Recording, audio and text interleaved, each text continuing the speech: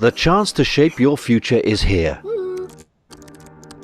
Learn and connect with exciting new opportunities.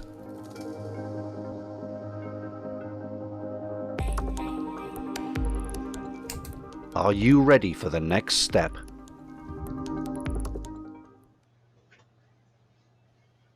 Good afternoon, everyone. I'm Dr. Louise Jones, Knowledge Transfer Manager in Smart Energy Systems at the KTN. I'd very much like to welcome you to this lunchtime session with a decarbonisation focus. We'll be speaking to Asegun Henry shortly. I'm just going to give a bit of background to the event and make some thank yous, and then I'm going to give you a bit of a bio, which probably doesn't give any justice to your brilliant background, Ashe. Before I introduce you to him, I'd like to extend a thank you to all the founding partners of this event to make this happen. Ourselves, KTN, obviously, Technology Connected, Innovate UK, and the South Wales CMET organisation, and for all those joining online on the final day of what has probably been the most exciting lineup of speakers that we've had from the 3 years that we've done this event. I'd like to thank the other partners of University of Wales Trinity St David's MADE project, Welsh Government International Trade Team, the Centre for Photonics Expertise, and Thales UK for their support, which has helped us to deliver this despite COVID getting in the way and delivering a 3-day festival online. We've normally done this physically in North Wales, but actually it's and typically over a 1 day. Having it over 3 days with lots of parallel sessions has been very busy, but we've had over 1,000 people sign up for the session. So some excellent speakers on lineup that I'm sure has attracted people to come and listen to the sessions. And we hope that the sessions have shown you that we can strive for greater things beyond this COVID insanity that we live through currently. Now on to one of the highlights of the show for me. I was given the great pleasure of introducing Dr. Asegun Henry for his slot. I was having a bit of a look on Wikipedia and trying to do justice to your wealth of background. I'm quite humbled that I was asked to give this session. You gained a bachelor's degree in mechanical engineering from Florida A&M University, where I gather both your parents were professors. You then went on to gain both a master's and a PhD in mechanical engineering from MIT. Dr. Henry then spent several years as a postdoc researching thermal conductivity and thermodynamic properties of oxides. In 2011, Dr. Henry became a fellow of ARPA-E before joining the Georgia Institute of Technology in April 2012 as an associate professor in the George W. Woodruff School of Mechanical Engineering. In January of 2017, you were recognized by the Guinness World Record for achieving the highest recorded operating temperature for a liquid pump. Totally in awe. Brilliant. And then in 2018, you became an associate professor in the Department of Mechanical Engineering at MIT, which I guess is how we've led to this topic today, where you currently direct the Atomistic Simulation of Energy, ASE research group.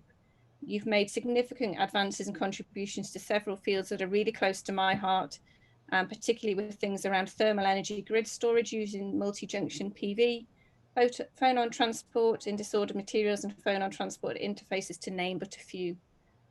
You also dedicate time to getting people to understand the scientific literacy of things like why climate change is important to everyday people and encouraging them to do more to extend the life of this planet. Having worked in solar energy research myself, I'm really excited to listen to what you've got to say today. So I'm going to hand over to you. The floor is yours, Ashe.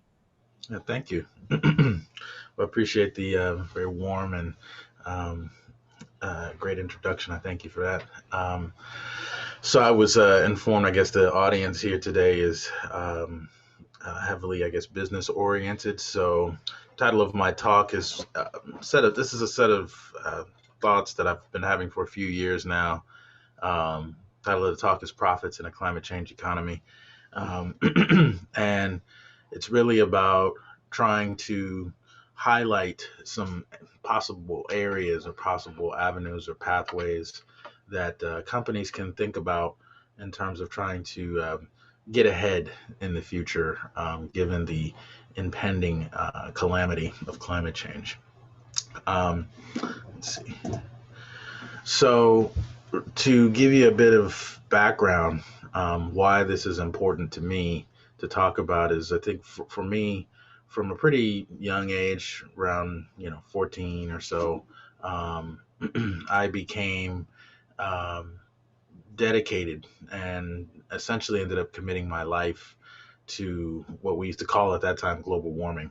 Um, and I remember learning about it in science class, um, and from that moment, really becoming concerned and felt compelled that this was a problem that I had to contribute to, because even at that age, I was very clear that the eventuality, if you did nothing about this problem, if you did absolutely nothing, the eventuality was going to be that human beings would not be able to continue living on this planet. And I think that in the same way, businesses should act for ethical reasons, but are driven by profit. And so I want to talk today about how you can profit from the impending calamity in an effort to try and motivate businesses based on their true motivation, which is their bottom line.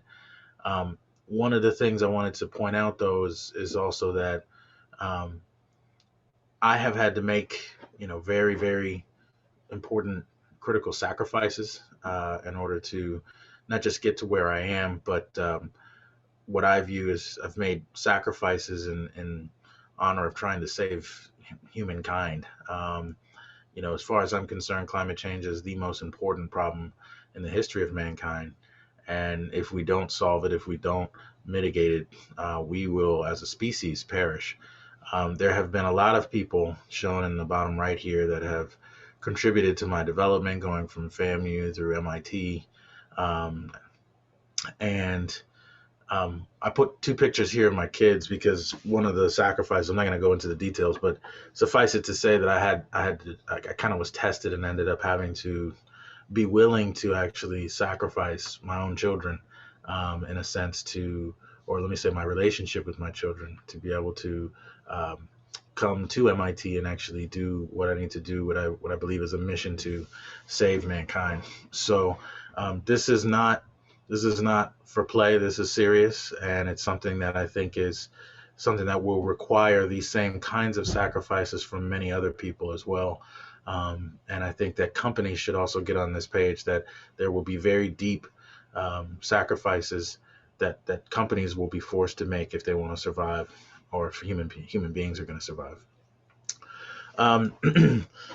What I do in this regard today, in terms of trying to mitigate climate change, is a combination of things. One, which is essentially amounts to spreading the word.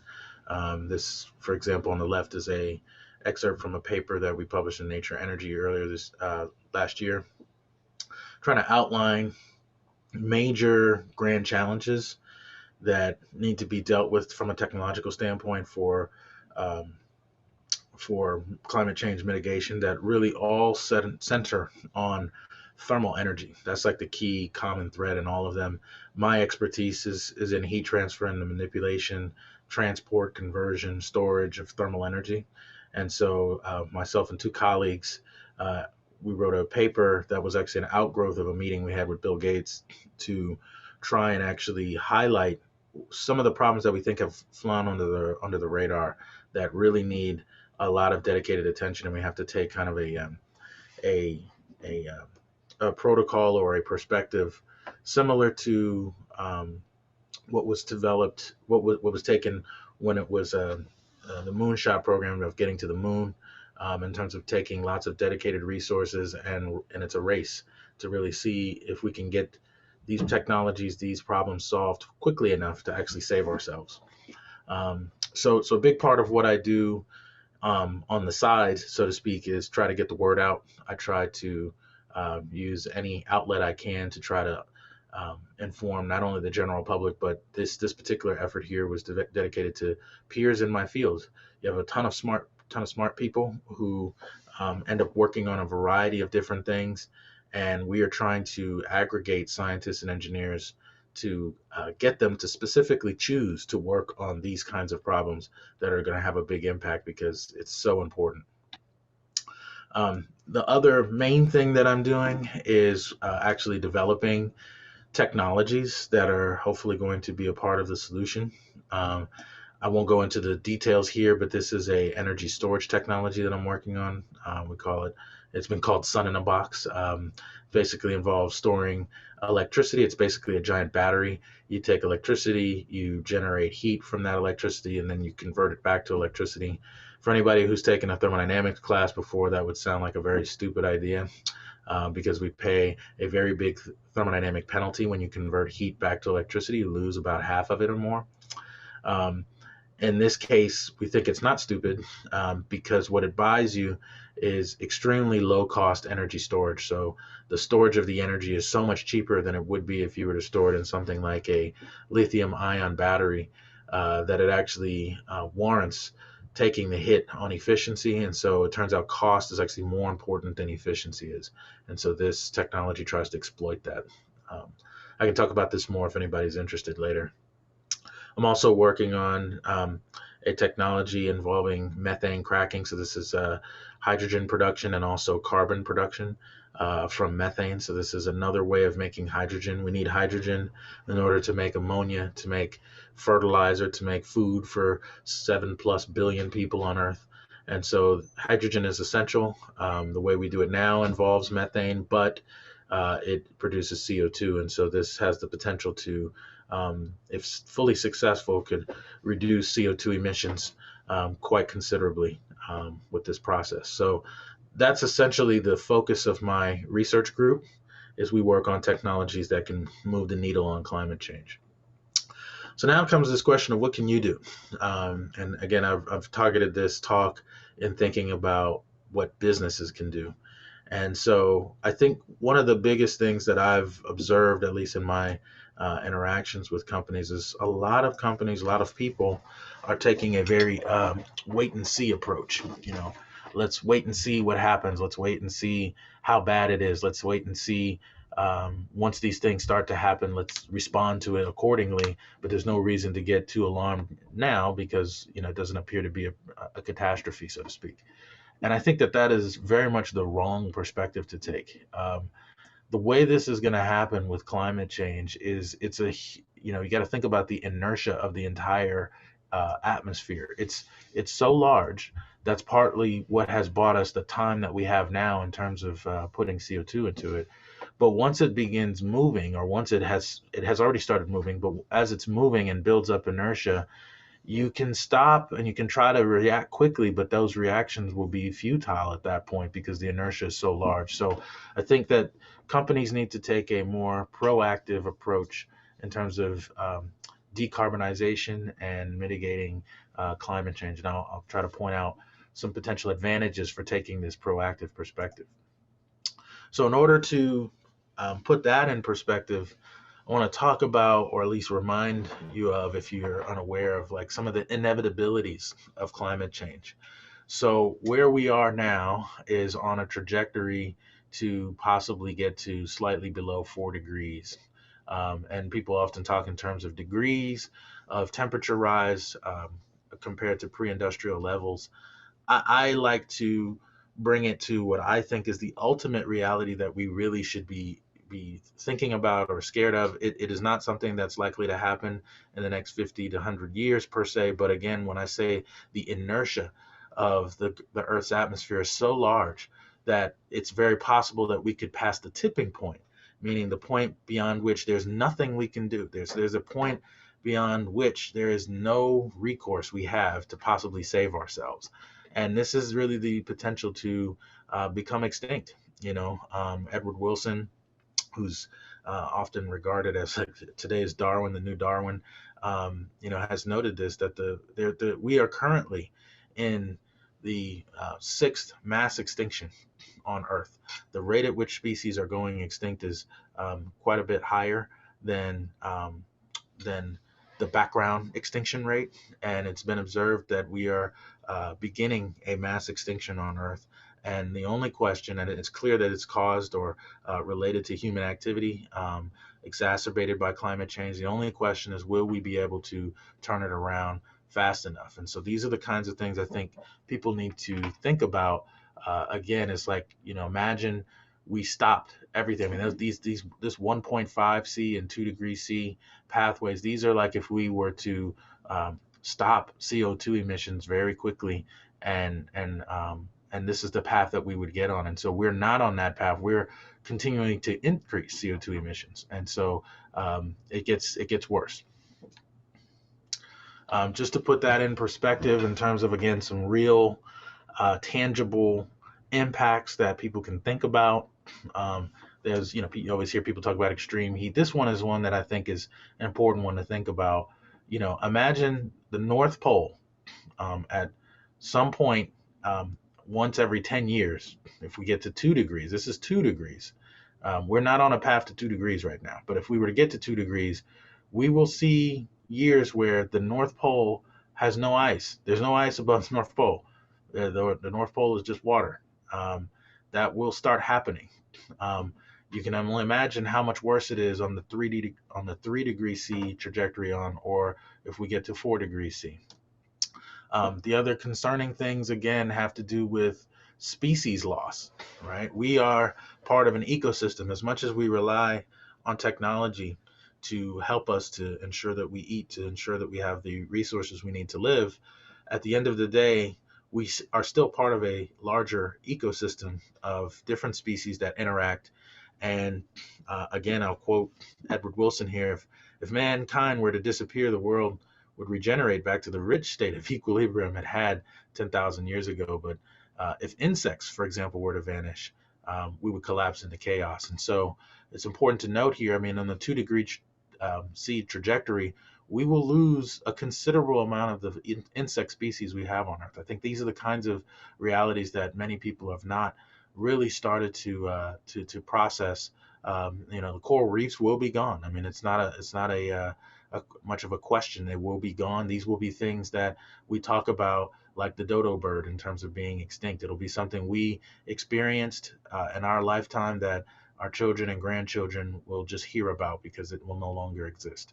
So I think these are the important realities that we have to come up against. And there is a really nice tool, I think, that helps people visualize this or get this in their minds, because I think many people are not on the right page in terms of thinking about how drastic of action is required to actually get off of the trajectory that we're on. There is a really nice online simulator. It's called En-ROADS, if you want to Google it, En-ROADS Climate Interactive Simulator. And what this shows you is there are some kind of important conclusions. What this toolkit allows you to do is you can actually go on, and they've got the details associated with all these things. They have this base assumption or this base case here. This is the trajectory we're on with our current policies. What the point of this is, this helps illustrate for you what different policies are likely to do and their current and their projections to the future. Like, what impact do they actually have on climate change? And so they can show you a variety of effects. So what's shown here are net greenhouse gas emissions and also sea level rise. And so what you can do is you can play with these bars down here. You can slide them. You can make, for example, you can have less production from coal, less production from oil. You can increase natural gas. You can add a carbon price. You can make improvements on deforestation or other emissions, and you can see what the impact is. And you can click on these things and find out the details exactly quantitatively what that corresponds to. You can type in your own custom inputs as well. So it's a very flexible calculator. I want to just illustrate for you a couple of important realities. So we don't, in the United States at least, we don't have a carbon price. But even if you put an extremely aggressive carbon price and you put that going forward to the end of the century, one of the key conclusions of this is that there's no silver bullet. A carbon price on its own does not save us. We're still well over 2 degrees with a very, very aggressive carbon price. And so what this points out is that a carbon price alone is not enough. And we don't even have one of those. We don't even have a carbon price, but it's not enough. The second thing it highlights is that if you don't have a carbon price and you don't do anything about land and industry emissions and you don't do anything about carbon removal, if you don't do either of those things, but you do everything else as aggressively as possible, limiting population and economic growth, all these things, this still doesn't get you below 2 degrees C. So another important conclusion is that although a carbon price, for example, is not a silver bullet, it is absolutely necessary. But so is like everything else. We need like everything else to work. Now, I highlight these two particular areas, carbon price and industry emissions, because if you don't do some form of carbon removal, you can't really even get below 1.5 C. All right, so this is advanced technology where you're actually pulling CO2 out of the air actively. This is the level, like we have to do all hands on deck. We have to go very extreme, and we have to do a lot on a lot of different axes to make this happen. And this is what it's going to take in order for our world to reach another place of stability climate-wise. And so again, I just reiterate that the issue is the inertia of the climate. I mean, you know, the response will be slow, and that's what's so scary about the problem, is that human beings respond on a much shorter time scale. And so by the time we see the catastrophe really manifesting in ways that it's undeniable and people are now starting to point fingers, it will be too late. The inertia will have picked up and it'll be too late to do something about it.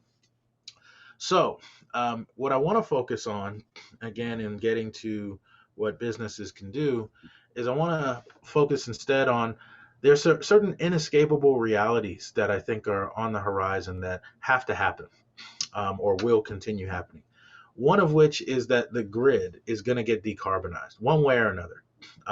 If we don't decarbonize the grid, we're going to perish. I mean, I don't see a path where we don't decarbonize the grid and run off renewables and we're still able to stabilize or mitigate climate change. That's a key. This is like one of the single most important problems in climate change mitigation.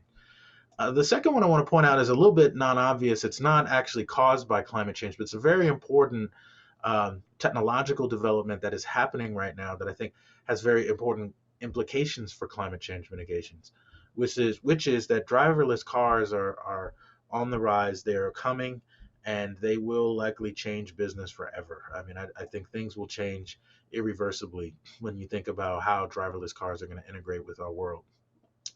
The third thing is that we will eventually electrify transportation. This is the second biggest single problem that we have in climate change mitigation is the transportation problem. We run on fossil fuels right now. We use oil to transport ourselves and goods around the world, and there will be a mass electrification of that sector. So what's going to happen is we'll end up changing transportation to largely run off of electricity, and that electricity will be drawn from a decarbonized grid. These are two things that essentially kind of like have to happen. This is the most likely pathway that we will go down.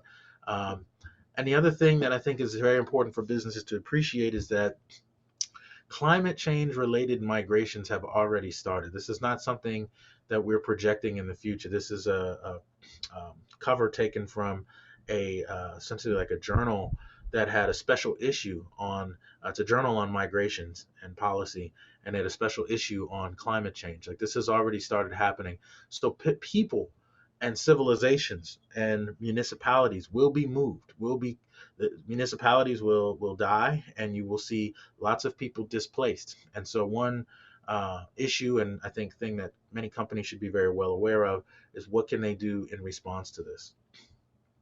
So in any crisis, there's great opportunity. And so that's where I want to highlight where I think there's some interesting opportunities to think about profits that can be made in this climate change economy. So one very, very big opportunity here is to ask this question: can your business make use of cheaper yet intermittent electricity? So the cost of wind, shown on the left, and the cost of solar, these are the actual prices it's being sold for, has now actually dipped below that of natural gas. And this was as of a few years ago. What this says is that in some locations in the world where that are the windiest and most sunny, wind and solar are now cheaper than natural gas. It's the cheapest form of electricity on Earth in those places. Now, this has very important consequences, because you might think that this immediately will lead to a decarbonization of the grid, and it won't, because the issue of storage is the other issue. Like you get you only get electricity from wind when the wind's blowing, and you only get electricity from solar when the sun is out. The problem is that businesses and people need electricity on demand when they want it. That's generally the way the grid works.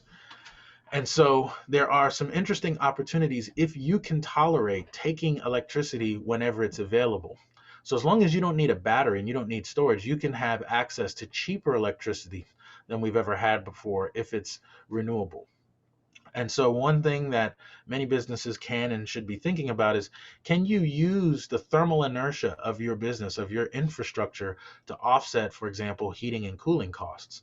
So what do I mean by this? I mean, suppose you are, or let me make this example here of making ice when the price is low to offset cooling costs. So suppose you're a business like Walmart or Home Depot or something with very large storefronts. You could, for example, install a system for running your cooling system, delivering air conditioning. You could at night or whenever this wind is blowing, you could use that cheaper electricity to make ice or make and store cold rather than storing electricity. And it could work out in your favor economically to run the cooling that you need to deliver for your store um, at times that are off peak or whenever this electricity happens to be available from renewables. So this is one interesting opportunity. You can run your AC when the price is low. You can also do that with heating. If you've got heat pumps and you're running your heating when the sun is out or when the wind is blowing.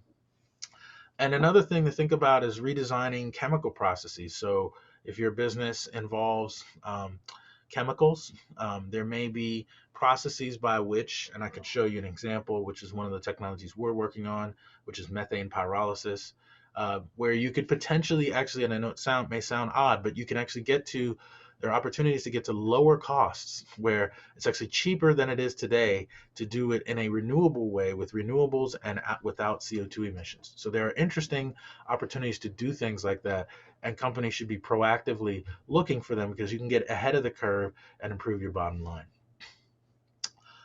With regards to autonomous vehicles, I think this is a really important one. Maybe some of the climate change mitigation consequences are not all that obvious, but big question is, can your business leverage the transition to autonomous vehicles? So I'll point out here in this top right plot one interesting idea that is definitely something that can be done in theory with autonomous vehicles, which is drafting. So when you're driving on, for example, a highway, driving fast, roughly half the energy you're expending is actually overcoming the air resistance of the car. And so we as human beings, when we drive on the highway, we leave a significant amount of space between the cars because we're moving fast. You could easily cause an accident getting too close. But autonomous vehicles, since they're computers and their reaction time can be much faster, orders of magnitude faster than a human being, and cars and electronics can do much more sensing. We only have 2 eyes and 2 ears, but you could put hundreds of sensors on a car so that you have a lot more input going on in different directions that are always fully alert.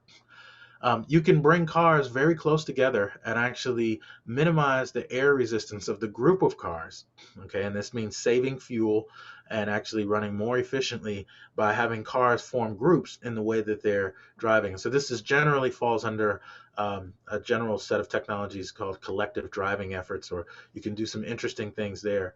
Another thing that may change, that may get interesting over here on the left illustrated, is that once you have autonomous vehicles that are communicating with each other via electrical signals, via, let's say, Wi-Fi or some form of electromagnetic waves, that's not the only communication that can happen. So delivery businesses can become fully automated. But one other thing that may change is traffic patterns themselves may change dramatically. And this is partly because now your car can actually communicate with the lights. Right, so municipalities themselves can actually look at making the lights a part of the functioning collective driving system. Now, where does this come in? Well, from a business standpoint, if you're a municipality right now, the way a traffic light is operated is it tries to essentially be fair to everyone.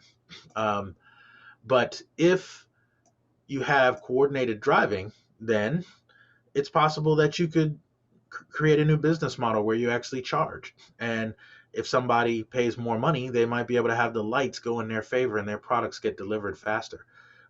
Or if someone's in a rush, or if an ambulance is in a rush, it can communicate with the lights, and all the lights can turn green and shut everybody off at red dynamically. So there are all kinds of interesting improvements and modifications that can happen to the way we manage traffic once now the cars themselves are able to communicate with the lights and with other cars to prevent accidents and open up thoroughfares whenever necessary. And so these open some interesting pathways for new business opportunities, in my view. Another thing that's important to think about is, can your infrastructure, can you leverage your infrastructure to charge electric vehicles? So again, electric vehicles are essentially here to stay. People often talk about charging stations and setting up charging stations. We have those here in the United States where they run off solar directly. But there's another interesting, kind of very obvious option and solution for the range anxiety problem, which is simply to have batteries be switched out. Okay. Now, to make this work, ideally what you would want to do is standardize the size and the form factor of electric batteries in vehicles. But there's companies that are starting to do this. This is a video from an example of a company doing this in China, where you can imagine, instead of going to a fueling station for petroleum, instead what you do is you drive into one of these little containers they have that underneath has an automated system of robotics that actually pulls the battery out of your car, which needs to be charged, replaces it with another battery that has been charged on site, and you can just immediately plug in your new battery and keep driving. This kind of approach, I think, is going to be revolutionary. I think it's likely to happen that this will really be one of the solutions that helps to solve the range anxiety problem. We don't have to set up an infrastructure for charging all these different charging stations in all these different locations. Instead, what we need to do is something more akin to what happened with the shipping container. So shipping container, the invention of the shipping container is one of the most important inventions of the last century. It dropped the cost of shipping from $5 to less than $1 to closer to 10-15 cents. Dramatic reduction in cost just by the standardization of the size of a shipping container.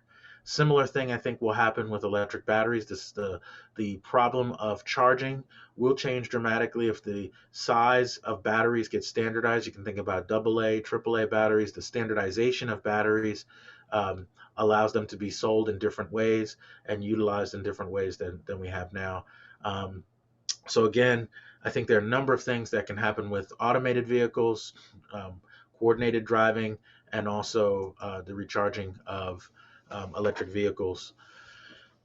I think another interesting, important question is, can your business get ahead of these climate migrations? So there are a number of cities that are slated to get heavily impacted, and you'll see massive migrations due to their low-lying nature with respect to sea level. These are cities you can look up, but there's going to be very large effects in Asia from low-lying cities, and also even for if anyone's in the United States, I mean, Miami, for example, is expected to be gone at the end of the century, and so there are places on Earth that will become gradually uninhabitable.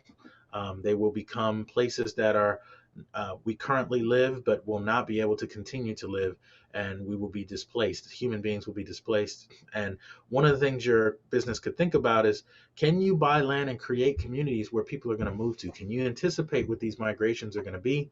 I'm sure there are many scientists that can help figure that out. And can you position your business where new traffic arteries are going to be? Can you get ahead?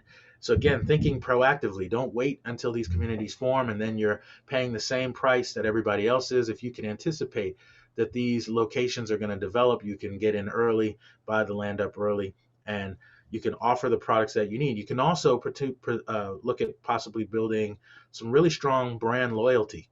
If you are the one that effectively helps save people, if there's a particular product or service that they needed during migration while they got displaced that you were providing, then you may build a lot of brand loyalty, and you can also position yourself at the center of new metropoli that are going to develop over the next century or so.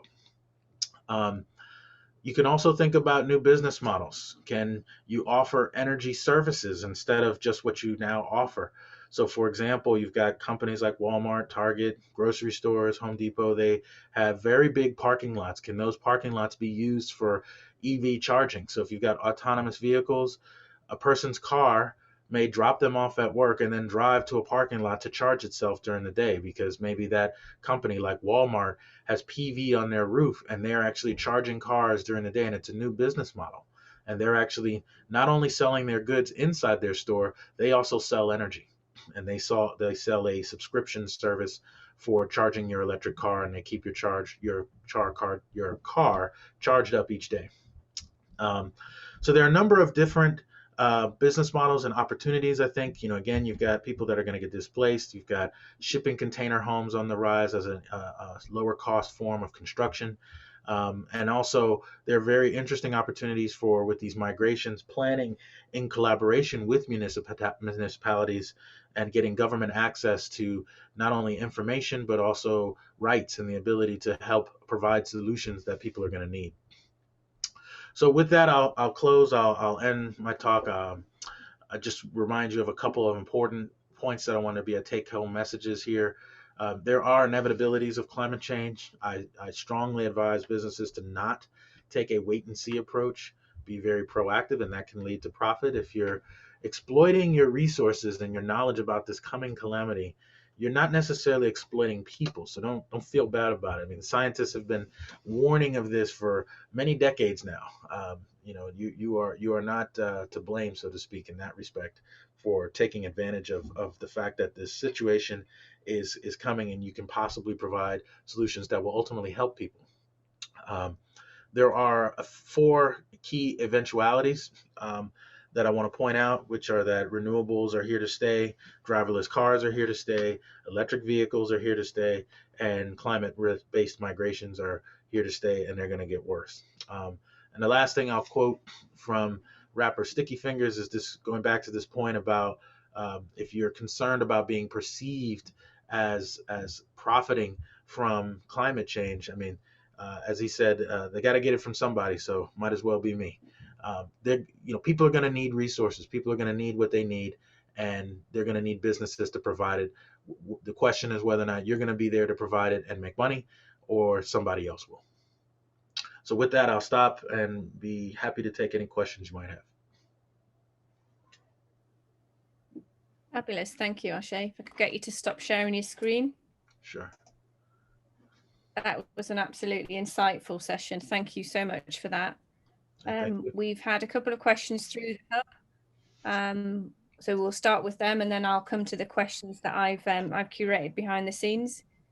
What would you recommend as a power source given the limited lifespan of oil? That's a very broad question. I think it's application specific. Generally speaking, I think that renewables, solar and wind, are the most likely and most reasonable choices to go with. I mean, I think nuclear is an interesting option in some contexts, but nuclear has challenges with safety, and I think that it's also can be very, very capital intensive. I think there are some interesting new versions of nuclear being developed that could be interesting as well. But from what it appears right now, renewables like solar and wind, PV and wind, are the go-to option. The question is just how to utilize them, and in what form, and in what way, so that it's productive and profitable for you. Agree. Totally agree. And I guess you've talked a lot about business models. So this question about companies thinking about new approaches, such as working patterns, I guess planning when they might do jobs that maybe are more energy intensive than others. Yeah, no, I think that's exactly this kind of line of thinking.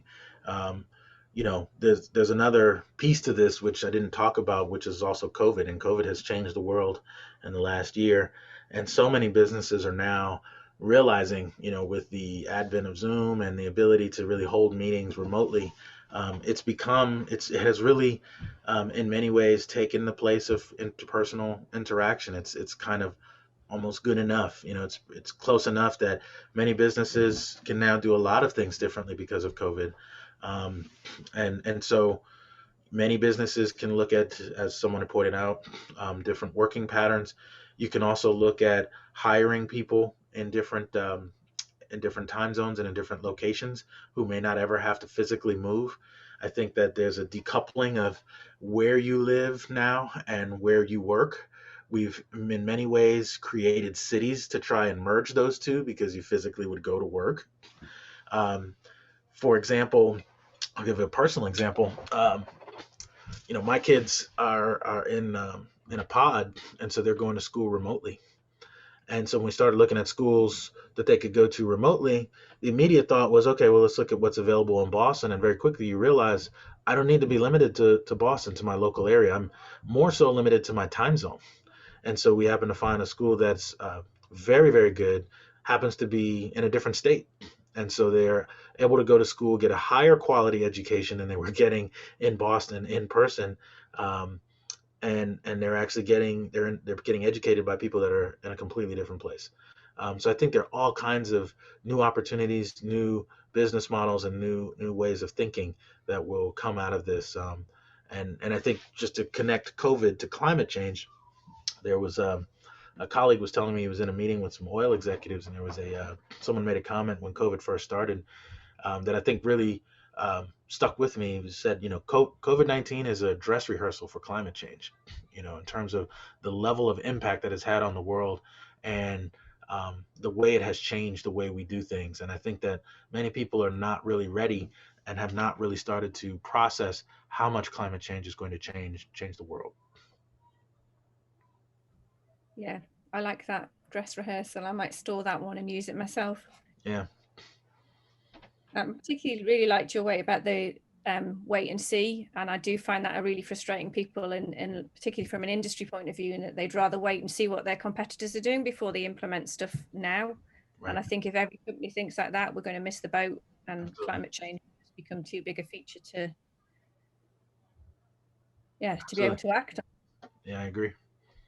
Okay, so I'm going to read through a few questions that I've had. One that I'm really keen to get a view on, which is a bit left field of the kind of technical area that we've talked about. Your mission to improving scientific literacy and help people understand the impacts of climate change. If you could have 3 messages to give, I guess, the general public of where they could make an impact now, what would they be? That's interesting. So let me maybe say a few words about why I think this is important in the first place, to kind of give some context. So I spent a little bit of time at the Department of Energy before becoming a professor. And one of the things that became very clear to me within a few months of working there was that even if this problem, climate change, will not be solved purely by technology. And in fact, I became convinced that technology is not even going to do the majority of it. The biggest problem we have now is policy.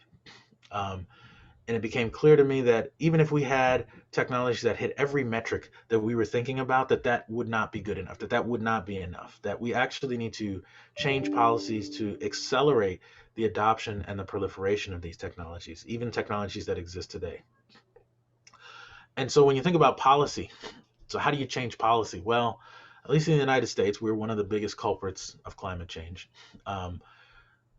Decisions, at least in theory, are made by the populace, or through proxy via the populace. And so in order to change policies, you need people. The people have to get up in arms about this and make demands and insist that these things change. Right now, lots of people are just kind of disgusted with the idea of climate change, and it's kind of this disgusting thing. And yeah, I wish governments and companies would do better, and we would would be in a better off place. One of the things I think that will make the biggest difference is individuals have to take some ownership and get involved and become very strong advocates and effectively activists. It will take, I think, some very extreme activism to get to where we need to get to. So I think the first thing I would say, and probably the most impactful and most important thing, is to become a climate activist. And I don't mean just in a small sense of like, you happen to just turn your lights off. I think that there are much more extreme things that we need to do, where people need to begin organizing into political organizations that pressure governments to do much more aggressive things on climate change, so that those things come back to companies and push companies to do things differently, so that we can meet the metrics and get to the place that we need to. And so I think that that's the kind of thing that's most important. For me, that's the reason I've prioritized also doing some scientific literacy, because what I find is the general public, at least in the United States, is very uneducated about these things. Very few people even know how electricity works. They don't even really know what it is. They're fine plugging stuff in and using it, but they don't even know what it is or how it works. And I think that these kinds of basic things that people don't understand. I remember I did actually have a little side YouTube show, and had to put some commentary together, because when COVID started, there was like these conspiracy theorists making these wild claims that it was somehow related to like 5G cell phone radiation. I know it sounds absolutely ridiculous, but this was a thing, and it's different. The people listening to this talk right now, myself, we don't really necessarily represent what the general populace is. We are in essence intellects that would engage in these kinds of conversations. But when you talk about the general populace, that's how democratic decisions are made. Everybody's got to vote, and we represent a very small fraction of that populace. And so the issue, in my view, is we have to increase the portion of the populace that is informed about these things. Ideas have to spread like a pandemic, and we have to get these ideas to move through and get into people's heads. So I think that's the biggest, most important thing. In addition to that, I think change out all your incandescent light bulbs for LEDs. That's an obvious one. And number 3, I would say very strongly consider an electric car. If you've got a car that relies on gasoline, they've got extended range plug-in hybrids, so you can basically drive an electric car, and if you do want to take a long trip, you can still use oil as a backup alternative to take a long trip for the range anxiety. To me, that's a very obvious potential intermediate solution. But I think those are the top 3 things: is consider switching to an electric car, replace all LEDs, and then get very, very active. We need people to really take this and become fanatical about it, like religion. Yeah, lovely message. I guess the question for me, with having a kind of solar background, we see a lot of focus in the UK around just trying to get rollout technology and less around kind of improving the efficiency. So should we be focusing more on making, say, solar even more efficient, or should we be focusing on getting the technology implemented? Where do you think, is there a balance? So this question came up. I was at a workshop some years ago, and this question came up. And I think that the short answer is the thing to focus on is reducing cost even more. And I know that may sound a little bit odd. I was at a workshop with a bunch of people that work on PV. They were trying to decide what their next 5 to 10 years outlook should look like. What should their metrics be? And they basically had realized they got down to like I think they said they had gotten down to 4 cents a kilowatt hour. So they had gotten really low in cost, below that of natural gas. And so they were questioning, well, should we try to push down to 2 cents? Should we try to push to 1 cent? Should we go even lower in cost? And it was a debate for them, because they were questioning what's the utility of going even lower cost if you've already beat natural gas. And what I was trying to communicate at that workshop, which was, I guess, almost a decade ago, was absolutely push costs lower. The reason you want to push costs lower is because solar by itself is not the solution. You need storage, and we need your cost to be lower to put more cost available to put the storage. So the cheaper you are, the more money there's available to put the storage, and the storage right now is more expensive than the converter. So the battery costs more than the PV does. So we've got to push the storage cost down, but the more you push the PV cost down, the more you get out of the way, and the more you can tolerate an inefficiency penalty on the storage. So we can actually work with lower efficiency storage technologies if the price of electricity is even lower. So for example, if the price is 1 cent per kilowatt hour, then if your efficiency is 50%, then you can basically sell that electricity at 2 cents, right? And so the cheaper you get, the lower the cost still remains with that efficiency penalty. And so that's a very, I think, important direction that I hope people working in the PV area or wind are focused on. Even though it may not seem all that fruitful for them in a direct way, it is fruitful in an indirect way when you look at the whole system. Yeah, good point. My next question, really, I know you already mentioned about your 5 thermal energy challenges. We have a specific, we call it the Industrial Strategy Challenge Fund in the UK, which is ultimately the largest pot of funding to kind of help the UK solve some of its big industrial challenges. One of them is transforming the foundation industries, which will resonate well with your talk about the steel and the cement manufacturers.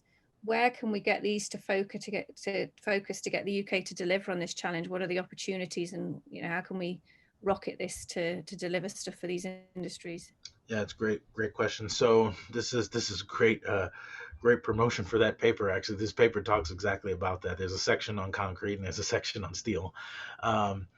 So where are the opportunities? So in essence, what we need to do, so for reference, concrete production is responsible for about 10% of global CO2 emissions.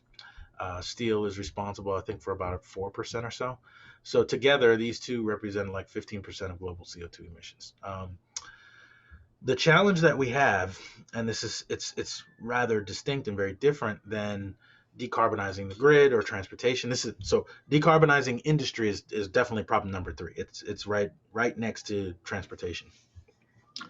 The challenge that we have here is a bit different. Decarbonizing the utility grid essentially meant the invention of solar and wind and getting the cost down so that you could displace fossil fuel generation. And there were lots of options that came to do that because the final product was just electricity. So it's a common final product that you can create in a lot of different ways. Now, when you talk about industry, you're talking about producing concrete. Now, how many different ways can you make concrete? Right now, the scope is much more restricted. Right, the final product is not some generic thing that many technologies can do.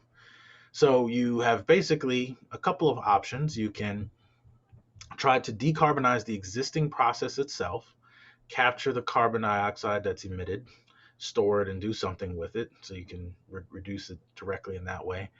You can look at integrating renewables and doing some combination of the two where you capture CO2. There's CO2. All right, let me explain this. There's CO2 emissions associated with 2 parts of the process. Let's talk about concrete, for example. They're burning gas because the process requires heat. So they're putting in heat by burning in gas. And so there's CO2 made in that portion. That's almost half. Then there's the other part, which is the reaction itself. The actual reaction produces CO2. And so that's the part that's really hard to get rid of, right? Because it's like either you do the reaction or you don't. If you're not gonna do the reaction, you gotta do something else. So you could, in theory, look at supplying the heat from electricity. If you got cheap renewables, you can put in heat with electrical heaters.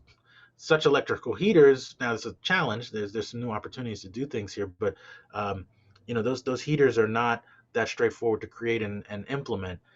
There is a reason that it's useful to use gas and a flame to actually put in heat to a process like this. So there's essentially a reinventing of the entire process that has to happen. But the issue of dealing with the CO2 emissions of the reaction itself is a really hard one. You either capture it or you do something different. And I am generally in favor of let's maybe think about just doing something different. So that's actually related to the methane pyrolysis work I was talking about. Our goal there is to take methane, pyrolyze it. You get hydrogen, which can be a fuel or be used to make ammonia, but you also get solid carbon. And we'd like to use that solid carbon as a replacement construction material for cement. And so I have a colleague, we're actually trying to get some work started now where we can actually make carbon construction materials. So you can imagine, you see this building behind me, imagine the future of that building. Instead of it looking the way it would, at least the construction portion of it would be black, right? It's actually a black material that's largely, almost entirely carbon or carbon based. And, you could paint it, you can make it look, fancy in however way you want. But imagine carbon itself is the construction material that we utilize could replace wood. He's made a material that's actually not even flammable, surprisingly. It's almost entirely carbon, but it doesn't catch on fire, so you could use it in residential applications as well. So I think there's some really interesting and cool opportunities to do that, to actually utilize carbon for construction as a huge sink for the carbon that we're trying to pull out of the atmosphere as well. Wow. So real food for thought for those sectors to think a bit differently then, I guess. Yes, yes. Yeah. Your sun-in-a-box thermal storage system demonstrated significant step forward in system efficiency. What are the barriers to commercial deployment of such systems? So sun-in-a-box actually is not much of a step forward in efficiency per se. Conversion of you can buy a storage, lithium ion battery is way higher efficiency than what we're talking about. So you can put in electricity and have the electricity come back out at higher efficiency than we're saying we're going to do. What would be a breakthrough in efficiency is the conversion of heat to electricity in the way that we're talking about doing it in that project. The barrier to deployment right now is really just demonstrating the full system. We've actually demonstrated all of the components separately, and we're building a prototype now in my lab. The real barrier, I would say, is just time and money. I mean, right now, everything appears to be on track to work. We have some important technical problems to solve, but we have lots of ideas for how to solve them. We just need time and money support to keep working on it and solve these things. If all that works, I think we'll be, on deck to have a very compelling solution for the energy storage problem. Our solution is considerably cheaper than any other option we've heard of.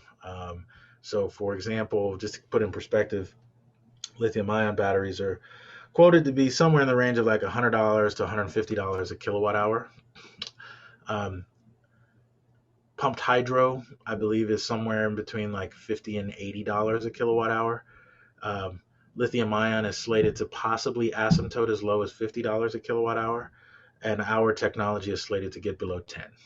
So at below $10 a kilowatt hour, it may be a sufficient solution to enable full penetration of renewable energy on the grid. So it's very exciting from a cost standpoint. What it involves is storing energy at an extremely high temperature.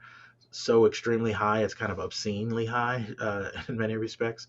But the materials we're using, which are essentially just carbon, they are compatible and they can work in these regimes. And we're doing testing, and we've shown that. I mean, we can use these materials in these kinds of atmospheres. Conscious that we have borrowed far too much of your time, but I could talk to you for hours. I'm going to stick to I guess, well, there's two kind of questions. One that I'd like to ask in how you could encourage young people to think about a career path such as yours and how exciting the opportunities are. Yeah, that's a good question. So most of the students I advise, I try to direct them as strongly. I mean, I try not to bias people. I mean, people should do whatever they want, but I try to highlight for students this point that we raised, or we were talking about in terms of policy. Policy is where I think the majority of the impact is going to come from. And it's not super sexy, for students that are particularly inclined to do technical work, to go do policy related work. But I think that in the way that we innovate on the technological side, we have to begin innovating on the policy side. We need the same. I'm a believer. I think of creativity as like a muscle. And so you train it, and once you've got creativity, you can apply it in different contexts. We often utilize our creativity for art, music, and things like that, but that same set of machinery in your mind can be used to solve problems and solve problems creatively. And so engineers, we are effectively professional problem solvers. But the problem we need to solve now is, how do you get your society? How do we get the societies of the world to make a set of rules and hold those rules to make companies reduce CO2 emissions? How do we actually change the policies that will drastically accelerate deployment of renewable energy and mitigate and reduce CO2 emissions from industry, et cetera? It's a very straightforward set of policies that need to be enacted. The question is, how do we get people to vote and do it? And I think that charging the younger generation with taking up that task is a worthwhile thing. I mean, I think if a student was starting out today and they're in high school and they're interested in a path like mine, I would venture to say, by the time they get to where I'm at, some of the technological problems I'm talking about now, they'll be solved. There won't be anything left to do.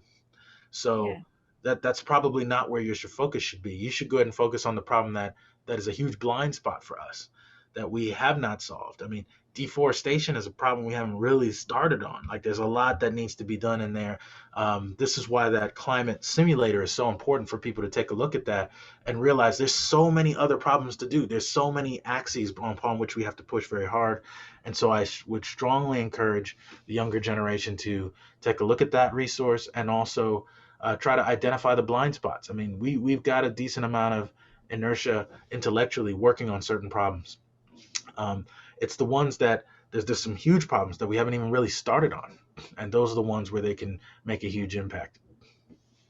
Yeah, great. I really like the slide about. I'm hoping that UK government and maybe American government can look at that and think, well, actually, if we implemented this policy, this would really impact on these areas. Sometimes they just go by the gut and what sounds good, and it doesn't make any impact on where we need to get in society.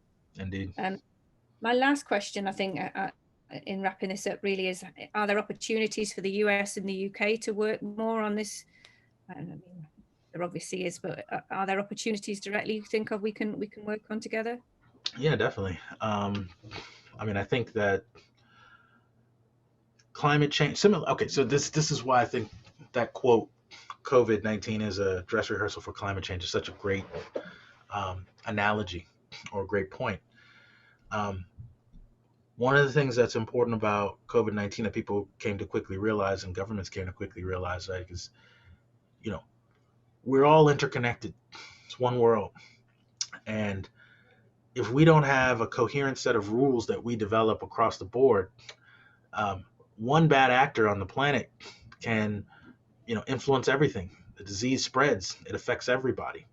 And even though you and your nation state may choose to take a more stringent stance on something, you need everybody to do it. Everybody's got to buy in. I think there was a funny cartoon I saw criticizing our former president here in the United States about not making any federal mandates, not any nationwide mandates on things like masks or things like that. And they were likening it to making rules of a bunch of people in a swimming pool, and you don't tell everybody that they can't pee in the pool. And it's like, if any one person pees in the pool, everybody is affected. And so in the same way, I think that the United States, the UK, and many other countries need to collaboratively work together to find policies. I mean, I think the Paris Agreement is a first step towards that. But I think that we need lots more collaboration and lots more, even more aggressive policies.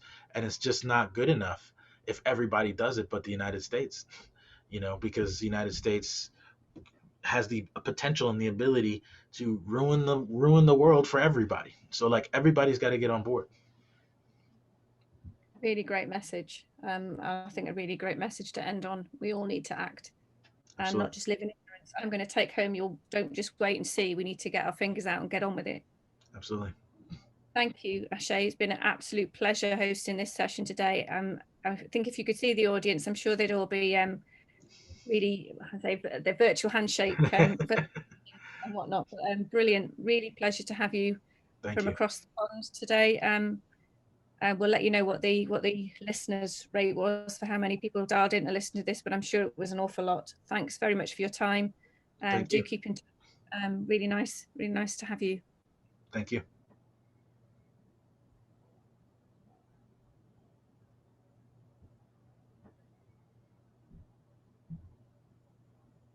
Thank you for joining the Emerging Tech Fest. Join us again on our virtual live sessions, or watch us on playback anytime, anywhere.